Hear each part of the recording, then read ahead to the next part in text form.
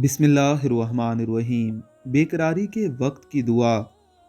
حضرت انس رضی اللہ تعالی عنہ سے روایت ہے کہ رسول اللہ صلی اللہ علیہ وآلہ وسلم جب کسی وجہ سے بے قرار ہوتے تو یہ دعا پڑھتے: یا حیو یا قیوم برحمتک استغیث۔ اے زندہ، اے تھامنے والے، میں آپ کی رحمت کا امیدوار ہوں۔